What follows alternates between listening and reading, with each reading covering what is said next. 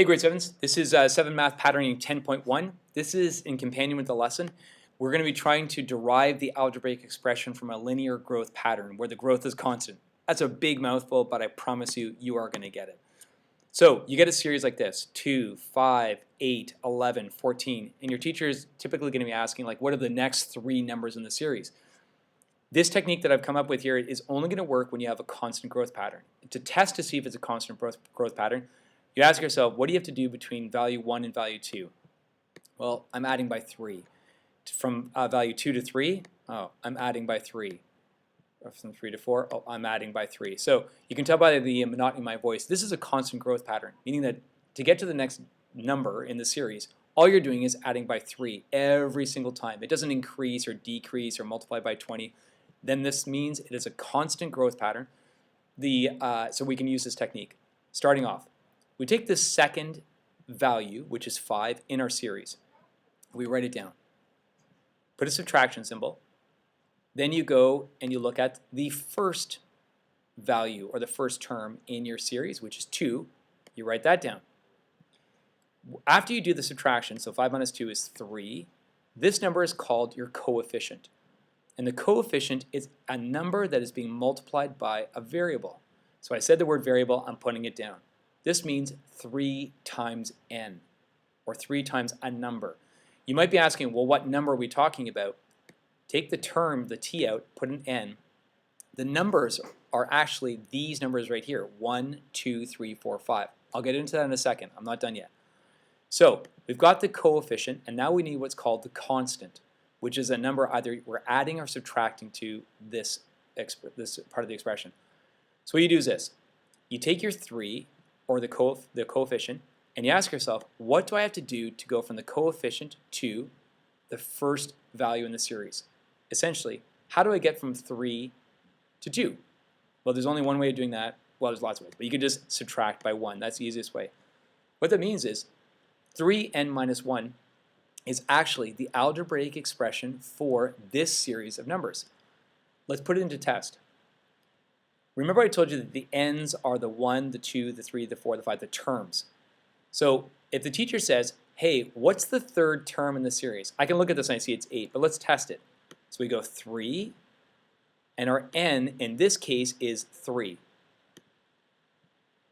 Minus 1, because that's what the algebraic expression said. 3 times 3 is 9. Minus 1 is 8. Booyah, look at that. That means that the third term in the series is 8, and this algebraic expression works. Try it again, though. Don't just do it once, do it twice, or even 3 times. All right, teacher says, hey, what's the fifth term? All right, so 3, n minus 1, but n in this case is 5. It's the fifth term. 3 times 5 minus 1. 3 times 5 is 15.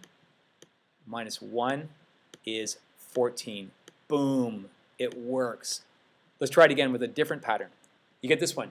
3, 8, 13, 18. First thing you do always, you check to see if it is a constant growth. It is, because I'm adding 5 each time, right? So starting at 3, add 5 to the next term, to get to the next term. So it's going to work. Let's go back through it again. What did I use? What color did I use? Red. Okay, so we're going to use red.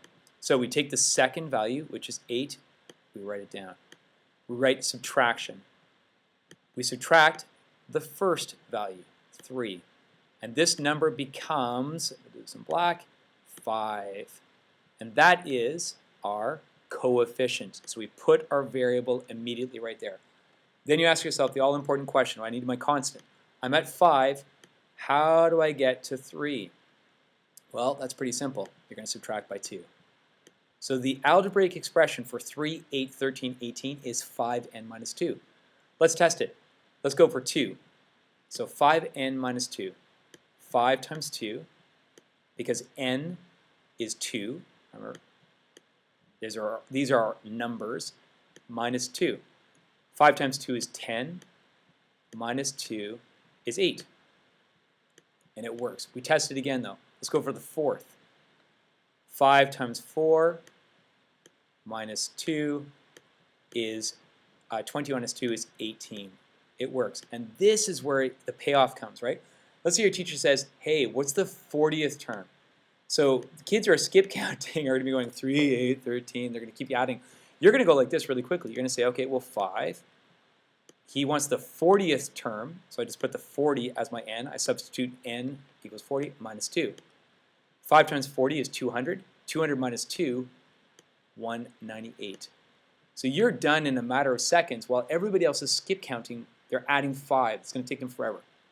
Try different. One more.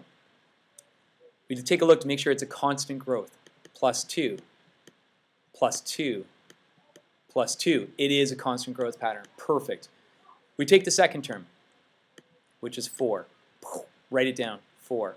We subtract the first term, which is 2. And we get our, come on, say it with me, our coefficient. And we put our variable down. Remember, n represents the numbers on the top, right, the terms. We're at 2, so I'll get my green out here, green highlighter. We're at 2, and we have, green, that's blue, I know. We have to get to 2. Whoa, hold on a second. We're at 2, and what do we have to do to get to 2? Nothing. So you could put plus 0 or minus 0, but you don't have to do anything else. So watch how this one works. Your teacher says, what's the third term in the series? Well, that's just 2 times 3, because n is the term. We get 6. And look at that. It works. How about the 5th term in the series? Oh, it's not written down. 2. You wanted the 5th term in the series? Done. 10. How about the 100th term in the series? 2 times 100. 200. Boom. I thought you guys might like that. Blow your mind. Take care, guys.